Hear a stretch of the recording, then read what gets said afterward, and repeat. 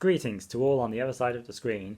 I am the Overly Positive Fanboy, and this is Overly Positive Vlogs, the show where I give my unfiltered thoughts on the latest TV. Yeah, I know I'm a little late with this, but hey, I'm watching this with the rest of my family, so updates could be a little spotty, but I finally got to catch up with more of The Last of Us. And man, this episode had one hell of an opening sequence.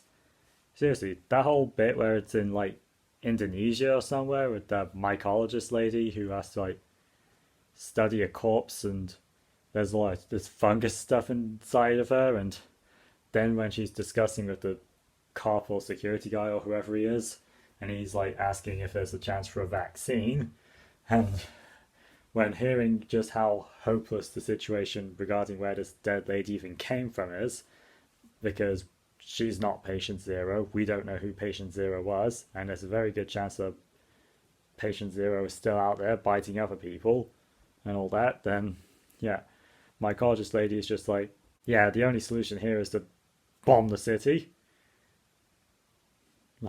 God, that was good. You wanna know what else was good?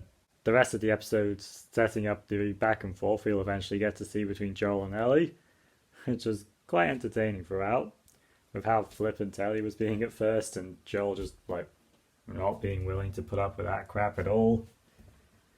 But yeah, we got some pretty good stuff here. We're exploring the ruins of Boston, and they are ruins because, yeah, turns out there was some bombing going on after all. I guess some people followed the example set by my mycologist lady. And yeah, they go into this building and they get attacked by some clickers, I think they're called. Yeah, our first proper glimpse of the monsters in this show, and it definitely lives up to that expectation because those things are nasty. And those noises they make. Ugh. So we get all chasey about for a bit.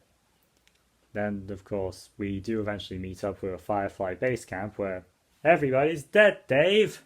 Yeah, there's a bunch of dead Fireflies around, and some of them were infected, and they accidentally end up alerting all the other zombies in the hive mind that are residing in Boston to their location, because, yeah, it turns out these things have a hive mind that stretches across the entire planet.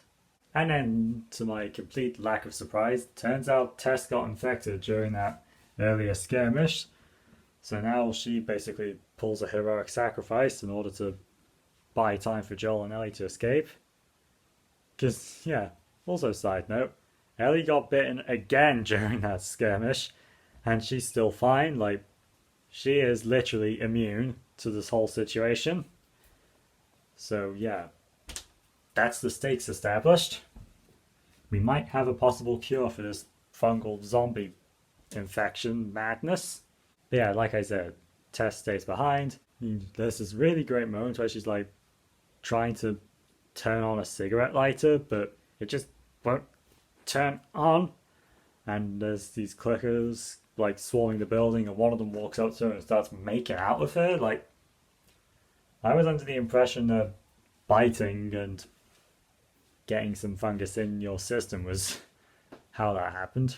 I did not know that sexual assault was going to be a part of zombie infection, but hey, there's a first time for everything, I guess.